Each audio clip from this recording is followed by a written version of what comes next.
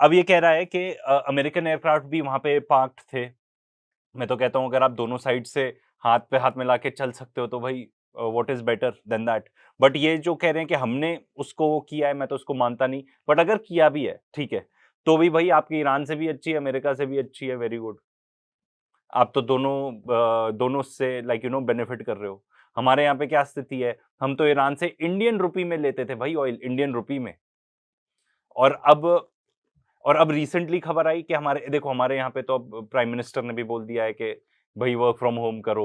कुछ कुछ लोगों को आदेश भी आ गए हैं वर्क फ्रॉम होम करने के, कि आपको करना ही है थ्रू द मिनिस्ट्री। अब स्थिति ये है कि हमारे पास शॉर्टेज है, ठीक है। अब ईरान से हम ले नहीं सकते क्योंकि यूएस के सैंक्शंस हैं। गैस की इतनी ज्यादा शॉर्टेज है, गैस टैंकर आता है रशिया से, पर हम नहीं लेते उसको कि यूएस के सैंक्शंस हैं। एंड यूएस तो हमारी यूएस से अच्छी होनी चाहिए, पर यूएस से हमारी ट्रेड डील भी नहीं हो पा रही। 50% टैरिफ्स लगे हुए हैं बाय डिफॉल्ट, जो लगे हैं। ट्रेड डील हो ही नहीं पा रही, उसके बारे में तो कोई बात भी नहीं करता आज के डेट में। कितने बिजनेसेस को नुकसान हो गया उससे। तो एंड तुम ये जो बात कर रहे हो कि ट्रम्प को बेवकूफ बना दिया पाकिस्तान ने, ये वो आगे जाके देखते हैं और बात करता है फिर। I reserve my thought for that. A lot of data before putting this out before you. Satellite images of Chinese satellites prove that Iranian Air Force RC-130, a reconnaissance and intelligence gathering variant of the Lockheed C-30 Hercules tactical transport aircraft, was in Pakistan at the Noor Khan Air Base. ये तो CBS ने भी report किया है, तो तुम उसका credit मत लो। Ladies and gentlemen, imagery shared by the sanctioned Chinese firm Mizar Vision shows a C-130 at the Noor Khan Air Base.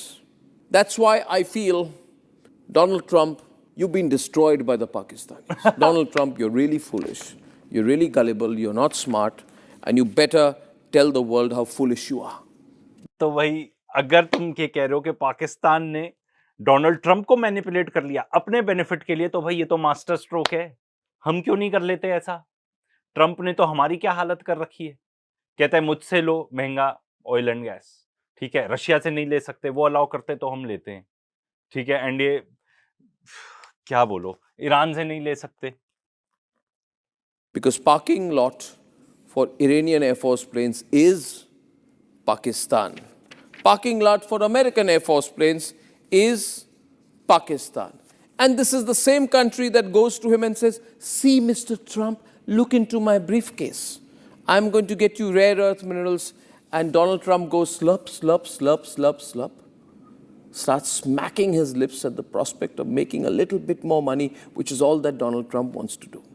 He wants to be Mr. Moneybags for the American government. But as far as तो ठीक है भाई, इतना आसान है Trump को manipulate करना, money bags करना, तो हम कर लें ना यार। हम कर लें और अपनी अच्छी कोई ट्रेड डील नेगोशिएट कर लें। हमारे पास भी तो रेयर अर्थ्स हैं, एंड हमारे पास ऐसी कौन सी पेइंग कैपेसिटी क्या पाकिस्तान से कम है? हमारे पास क्या रिसोर्सेस कम है जिससे हम डोनाल्ड ट्रम्प को, जैसे ये कह रहा है कि खरीद लो, it is easy to bribe him, आगे जाके बोलता है, तो हम क्यों नहीं कर सकते वो एंड अपने सारे काम निकाल लें? पाकिस्तान को मिले 19% टैरिफ्स, हमको मिले हैं 50% टैरिफ्स।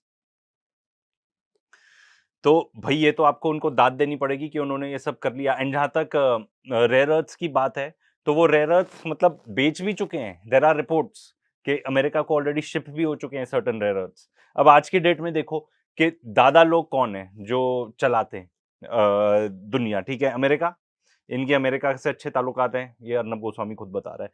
चाइना है ही है, सीपैक, चाइना का इतना ज्यादा इन्वेस्टमेंट है यहाँ पे पाकिस्तान के अंदर। अब तो रशिया से भी अच्छे हो रहे हैं।